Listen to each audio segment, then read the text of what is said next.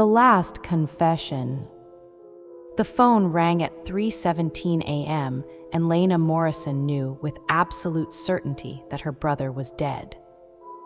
She didn't answer it. She stared at the screen glowing in the darkness of her bedroom, Michael's name pulsing with each ring, and something in her chest told her that if she didn't pick up, if she just let it go to voicemail, maybe the news wouldn't be real yet. Maybe she could have a few more minutes in a world where her little brother still existed.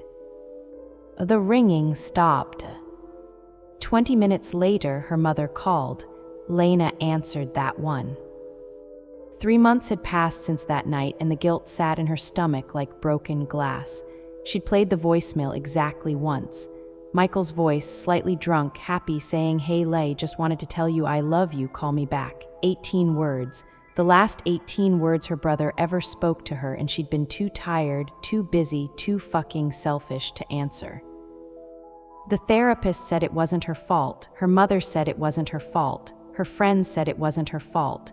But at 3 a.m., when she couldn't sleep, when she played those 18 words over and over in her head, Lena knew the truth. She'd had one chance to hear her brother's voice while he was still alive, and she'd let it ring. Grief, she'd learned, wasn't just sadness. It was a weight that made everything harder, getting out of bed, showering, eating, existing. It pressed on her chest every morning and followed her through every moment of every day like a shadow made of light. That's why she was wandering through the antique shop on Marlowe Street on a gray Saturday afternoon, not looking for anything, just moving, just trying to outpace the wait for an hour or two. The shop smelled like dust and old wood and the particular mustiness of things that had outlived their original owners. Lena moved through the narrow aisles, running her fingers over tarnished silver frames and cracked leather books and furniture that remembered a world before smartphones and streaming services. And then she saw it. Sitting on a shelf between an Art Deco lamp and a stack of vinyl records was the most beautiful telephone she'd ever seen. A rotary phone from the 1940s, black lacquer polished to an impossible shine, brass fixtures gleaming like captured sunlight, the dial face marked with numbers in an elegant script. It was a relic from a time when phones were furniture, when they meant something, when answering them was an event. Lena picked it up. It was heavier than she expected, solid, real in a way that modern things never were. The brass base had a small engraving, property of St. Ignatius Parish, 1968. How much for the phone? The shopkeeper looked up from his newspaper. He was maybe 70, with kind eyes and paint-stained hands. "Ah, that old thing, $20. Hasn't worked in years, but it's a beautiful piece, isn't it?" Came from an estate sale. Woman said it belonged to her grandmother, who got it from a church that burned down. Lena pulled a 20 from her wallet. She didn't know why she wanted it. She just knew she did. Some part of her responded to its solidity, its permanence, its connection to a world where her brother had never died because that world existed decades before he was born. She carried it home, cradled in her arms like something fragile. Her apartment felt different with the phone in it. She placed it on her nightstand next to the lamp and the book she couldn't focus on and the bottle of sleeping pills she tried not to take too often. It looked perfect there, like it had always belonged. Lena took a shower, made tea she didn't drink, scrolled through her phone without seeing anything, and finally crawled into bed at 11:30. Another day survived, another day of carrying the weight. She was almost asleep when the phone rang. Not her cell phone, the rotary phone, the antique, disconnected, absolutely impossible to function rotary phone. Lena's eyes snapped open. Her heart kicked into overdrive. The ringing was loud, brassy, insistent, nothing like the polite digital chirps of modern phones. It was the kind of ringing that demanded to be answered, that wouldn't be ignored, that filled the whole room with urgent sound. She sat up slowly, staring at the phone. The receiver was practically vibrating with each ring. This wasn't possible. The shopkeeper had said it didn't work. There was no cord plugged into any wall. There was no way for it to ring. But it was ringing. Maybe it's like those toys, she thought desperately, that go off randomly because of old batteries or electrical glitches or something. Maybe there's some weird mechanism inside that just activated and it doesn't mean anything, it's not actually a call, it's just a malfunction. The ringing continued, 5 rings, 6, 7. Lena reached out with a trembling hand and lifted the heavy receiver to her ear. Hello. Static, a sound like wind through empty rooms, and then a voice, elderly and male, warm as summer sun, with just the faintest hint of static underneath. This is the confessional line. Do you wish to unburden your soul? Lena's breath caught. Who is this? How are you calling this number? This phone isn't even connected to anything. A soft chuckle, not mocking but gentle. You don't need to be afraid, my child. I know it seems strange, but sometimes the burden we carry alone becomes too heavy. I'm simply here to listen. No judgment, no cost, just someone to hear what you need to say. There was something in his voice, something that made Lena's defenses crack. Maybe it was the exhaustion. Maybe it was the 3 months of holding everything inside because her mother needed her to be strong and her friends were tired of hearing about it, and her therapist had that professional patience that felt like a wall. Maybe it was just that his voice sounded so impossibly kind. Or maybe some desperate part of her thought, maybe this is Michael. Maybe he found some way to call me. Maybe this is magic or heaven, or I'm having a breakdown, but maybe it's him. I didn't answer, she heard herself say, her voice cracked. My brother called me and I didn't answer. Tell me, the voice said simply. And she did. It poured out of her like water from a broken dam. She told him about Michael, about the call she didn't answer, about the voicemail she'd only listened to once because hearing it again felt like dying. She told him about the guilt that sat in her chest like a stone, about the bargains she made with a God she didn't believe in. Take me instead, let me trade places, let me have one more conversation. She told him about the mornings she couldn't get out of bed, and the nights she couldn't sleep, and the moments when she forgot he was dead and reached for her phone to call him before remembering. She told a stranger on an impossible phone call everything she couldn't tell anyone else. And he listened. When she finally ran out of words, when she was crying too hard to speak, he waited. Then he said, the weight of what ifs can crush us, my child, but you must understand, you are not responsible for the actions of fate. Your brother called to tell you he loved you, not because he knew what was coming, not as a farewell, but because in that moment, perhaps a little drunk and certainly happy, he wanted you to know. And you did know, you've always known. One unanswered phone call doesn't erase a lifetime of love. But I should have answered, Lena whispered. Perhaps, and perhaps you'll carry that regret always. That's the price of being human. We make small choices that become large ones in retrospect. But your brother, in whatever form consciousness takes after death, if any, he doesn't blame you. How could he? You were his sister. You loved him. He knew that. One missed call doesn't change that truth. Lena pressed the receiver hard against her ear, as if she could crawl through it into wherever this voice was coming from. How do you know? Because I've spent a very long time listening to people's guilt, the voice said softly, and I've learned that the ones we love forgive us long before we forgive ourselves. You must do the hard work now. You must forgive yourself, not because you don't deserve the guilt, but because carrying it forever doesn't bring him back. It only ensures that his death claims 2 lives instead of 1. They talked for another hour, about grief and love and the unbearable weight of continuing to exist when someone you love doesn't. About forgiveness, both the kind you receive and the harder kind you must give yourself. About Michael, about all the memories that were now fixed in amber, unable to grow or change, perfect and terrible in their completion. When Lena finally hung up, she felt lighter, not healed, not fixed, but like maybe the weight wouldn't crush her, like maybe she could learn to carry it. She slept without nightmares for the first time in 3 months. The phone rang again the following Thursday at 9 p.m. Lena had been halfway hoping it would, halfway terrified it would. She answered on the second ring. Hello. Good evening, my child. How have you been? Better, she said, and it was true. I've been better. I'm glad. Tell me what's been troubling you this week. And so it became a ritual. Every Thursday at exactly 9 p.m., the phone would ring. Father Albright, that's what he called himself, would listen to whatever Lena needed to say. Sometimes it was about Michael. Sometimes it was about her mother, about the complicated grief of watching a parent lose a child. Sometimes it was about work or friends or the small failures that felt enormous in the darkness. His advice was always perfect, always exactly what she needed to hear in exactly the way she needed to hear it. He never offered empty platitudes. He never minimized her pain.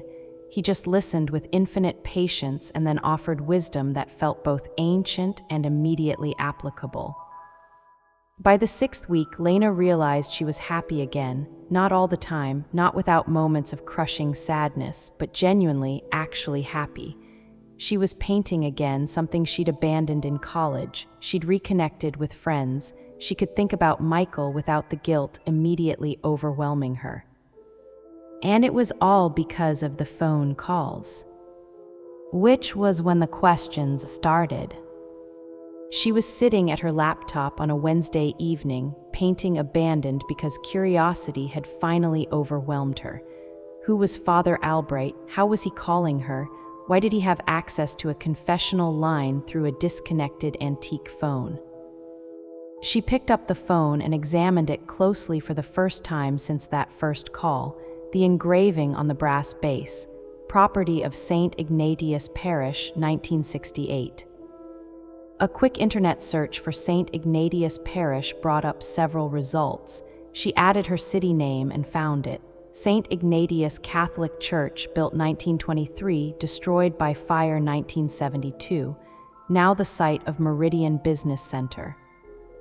Lena's stomach twisted, destroyed by fire. She clicked through to a historical society page with more details. The fire had started in the basement, an electrical fault. It spread quickly through the old wooden structure. 11 people died, including the pastor who had refused to leave while people remained inside. Father Gregory Albright, age 68, died attempting to rescue parishioners trapped in the confessional booth. Witnesses reported he made multiple trips into the burning building. The roof collapsed during his final rescue attempt. Lena stared at the screen. Father Albright. There was a photo, a black and white image from a 1970 parish newsletter, an elderly priest with kind eyes and a gentle smile. She'd never seen him, but she knew that face. She knew it the way you know a voice you've only heard on the phone. Her hands were shaking as she clicked through more results. She found a newspaper article from 1972 with more details. Father Albright had been at St. Ignatius for 23 years. He was known for his compassionate counseling, particularly in the confessional. He believed deeply that confession was about healing, not judgment. Parishioners described him as the kindest man they'd ever known. He died 53 years ago. Lena closed her laptop. She looked at the phone. It sat there innocently on her nightstand, polished black surface reflecting the lamplight. This wasn't possible. She wasn't talking to a dead priest. That was insane. There had to be another explanation. Maybe someone was playing an elaborate prank. Maybe the phone was somehow connected to a working line and this was all a coincidence. Maybe she was having some kind of grief-induced breakdown and these calls were hallucinations. The phone rang. Lena stared at it. It was Wednesday. The calls always came on Thursdays, but there it was, ringing with that insistent, brassy sound.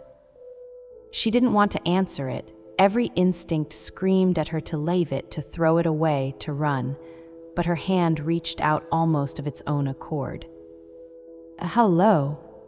Hello, Lena. The voice was the same. Warm, gentle, patient. You've been researching me. It wasn't a question. Lena's mouth went dry. Who are you? You know who I am, Father Gregory Albright. I was the pastor of St. Ignatius Parish. I died in a fire on March 14th, 1972, attempting to save 2 parishioners trapped in the confessional booth. Lena's hand tightened on the receiver. That's not possible. You can't be. Dead people don't make phone calls. A pause, then softly, don't they? You wanted your brother to call you back. You've been waiting for him to somehow reach across the divide and tell you it's all right. Is it so strange that someone else found a way? Lena's eyes filled with tears. Are you really him, really Father Albright? I was, for a very long time I was, but death changes us, Lena. It strips away what we were and leaves something else. Something that needs, that hungers. The warmth had left his voice. It was still recognizable, still his, but underneath was something else. Something cold and vast and empty. What do you need? Lena whispered. You've received absolution, Lena, 6 weeks of confession, 6 weeks of unburdening your soul. I gave you peace, I gave you healing, and now the ledger must be balanced. What does that mean? It means that confession is a transaction. You give me your sins, I give you forgiveness, but I'm not done collecting. You gave me pieces, fragments, the guilt about your brother, your anger at your mother, your small cruelties and petty jealousies, but I need all of it, every lie you've ever told, every person you've hurt, every dark thought you've tried to bury. I need a full confession. No, Lena said, no, I'm not doing that. Yes, the voice said, and now it wasn't one voice but many, layered over each other. You are. Because I'm building something with your sins, Lena, with everyone's sins. Every soul that calls this line, every confession, every fragment of guilt and shame and darkness, I collect them. I weave them together. I'm creating something beautiful out of humanity's ugliness. Lena slammed the receiver down. She grabbed the phone and yanked the cord from the wall, except there was no cord. There had never been a cord, but she pulled anyway, and the base came away in her hands. The phone rang. She threw it across the room. It hit the wall and clattered to the floor, still ringing. Make it stop, she sobbed. Please make it stop. The ringing stopped. The silence was worse. Then, from the phone lying on the floor 10 feet away, a whisper that filled the entire room.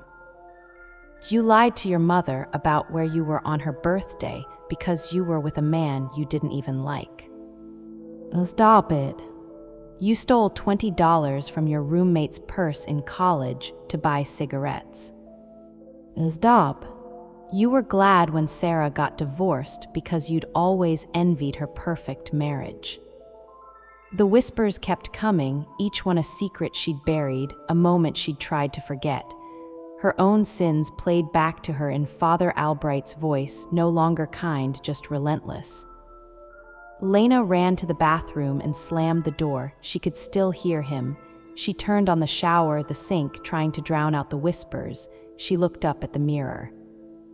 Standing behind her was Father Albright, or what remained of him. Burned beyond recognition, flesh melted and blackened, bone visible through charred tissue. He wore the ruins of a priest's collar, and in one skeletal hand he held a phone receiver, the cord trailing off into shadows that shouldn't exist in her well-lit bathroom. His lipless mouth moved. Full confession, Lena. She screamed and spun around, nothing there. She looked back at the mirror. He was gone. But for just a second she'd seen something else in his ruined face, not malice, not hunger. Desperation. Lena's scream died in her throat. She gripped the sink and forced herself to breathe, think. He died trying to save people. He died giving absolution. And somehow that act, that final moment of trying to offer grace while burning alive, had twisted him. Turned him into something that fed on the very sins he'd once helped people release. He wasn't evil, he was trapped. The whispers had stopped. Lena walked slowly back to her bedroom. The phone lay on the floor where she'd thrown it. She picked it up, sat on the edge of her bed, and waited. It rang. She answered. Father Albright, she said, the real Father Albright, the one who died trying to save people. Can you hear me? I hear everything, the voice said. cold, empty. I hear every sin in the world, every lie, every betrayal. I collect them. I must collect them. It's all I have left." "No," Lena said firmly. "No, it's not. You have what you were, a good man, a kind man, someone who believed confession was about healing. You're not doing this because you want to. You're doing it because you're in pain." Silence. "You died trying to help people," Lena continued. "You gave everything. And somehow that moment, that terrible moment, it trapped you. It turned your final act of grace into an endless hunger for more sins, more confessions, more pain. But that's not who you were." "I am the confessor," the voice said, but it wavered. "I am the collector of sins. I am." "You were Father Gregory Albright. You were a good priest, and you're hurting." Lena closed her eyes. She thought about Michael, about the last call she hadn't answered, about 3 months of guilt that had nearly destroyed her, about the gift Father Albright, the real Father Albright, had given her: forgiveness, release, peace. "Father Albright," she said softly, "I absolve you." "What?" "I forgive you. I forgive you for not saving everyone in that fire. I forgive you for dying when people still needed you. I forgive you for not being able to bear the weight of every sin you heard. I forgive you for becoming this. Whatever you are now, whatever you think you have to do, I forgive you for all of it. You don't have to collect anymore. You don't have to balance any ledgers. You're forgiven. You can rest." The silence stretched out for so long Lena thought he'd gone. Then so quietly she almost missed it, a sound like a breath, like the first breath after drowning. "I was so tired," the voice said, and it was his voice again, the warm voice from those first calls, carrying them all, every sin, every confession. "I thought I had to. I thought that was my purpose, even after death, especially after death." "It's not," Lena said, tears streaming down her face. "Your purpose was to show people grace. You did that. You did it your whole life, and you did it at the very end. You don't have to carry their sins. You never did. That was never the point of confession." "But if I stop, if I let go, then what am I? What's left?" "Peace," Lena whispered. "Rest, release. All the things you gave to other people, you're allowed to have them too." A sound like wind through empty churches, like prayers spoken into darkness, like the moment a soul realizes it's been forgiven. "Thank you," Father Albright said. "Thank you, my child." And then nothing, no static, no whispers, just silence. Lena held the receiver for a long moment, then gently placed it back on the base. The phone sat on her nightstand, just an antique, just a beautiful object from another time, nothing more. Lena lay back on her bed and cried, not from fear, from release, for Father Albright, for Michael, for herself, for everyone who carried weight they were never meant to carry forever. 6 months passed like seasons, each one a little lighter than the last. Spring arrived with that particular quality of light that makes everything feel possible. Lena painted most mornings now, actually sold a few pieces. She'd started volunteering at a grief support group, helping other people carry their weight. Her mother was doing better too. They could talk about Michael now without it destroying them. The phone had stayed in her closet for months, wrapped in an old sheet. She'd thought about throwing it away 100 times, but every time she almost did, she remembered Father Albright's final words: "Thank you, my child." He'd been trapped for 53 years. He deserved to be remembered as something more than a haunting. So Lena brought it to the Riverside Museum of Local History. They had a small exhibit about St. Ignatius Parish, about the fire, about the people who died. She thought the phone belonged there. The curator was delighted. "Oh, how wonderful. Yes, this will fit perfectly with our collection. What a beautiful piece. These old rotary phones, they had such craftsmanship, didn't they? There, perfect." She placed the phone in a glass case next to photographs of St. Ignatius before the fire, next to vestments and hymnals, and a small placard describing the tragedy of March 14, 1972, next to a photo of Father Gregory Albright smiling in his garden. "Thank you so much for the donation, Miss Morrison." "Thank you," Lena said, "for taking it." She left without looking back. Outside, the spring sun was warm on her face. She felt lighter than she had in a year. The weight was still there, it would always be there, but she'd learned to carry it. Michael's death didn't define her. It was part of her story, but not the whole story. She walked to her car, got in, drove home. She had a canvas waiting. She had her whole life waiting. At the museum, the day wound down. Visitors left. Staff locked doors and turned off lights. The building settled into nighttime quiet. Moonlight filtered through high windows, casting long shadows across display cases. In the St. Ignatius exhibit, the phone sat in its case. Just an object, just history, just a beautiful piece of craftsmanship from 1940-something. Except, if anyone had been there to look closely at the polished brass base, at the way it caught the moonlight, they might have seen something. Not reflected in the brass exactly, more like visible through it, as if the brass were a window to somewhere else. A figure, a priest, not burned, not ruined, whole and young and smiling. Father Gregory Albright, as he'd been long before the fire, before the pain, before the twisting. In his hands, a phone receiver held gently to his ear. Waiting. Not with hunger, not with need, but with the infinite patience of someone who'd finally understood his purpose. Someone who'd been forgiven and could now truly offer forgiveness without cost, without collection, without ledgers. The next soul who needed absolution would find their way to him. They always did. A wrong number, a disconnected line, a call placed to a phone that shouldn't work. However they came, he'd be there. But this time the exchange would be different. This time it would be real grace, real peace, real forgiveness, the kind that asked for nothing in return. This time no payment required, no sins to collect, no ledgers to balance. Just one soul offering another soul the gift of being heard, of being understood, of being forgiven.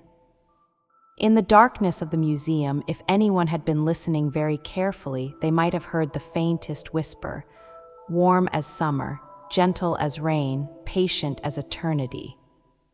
This is the confessional line. Do you wish to unburden your soul?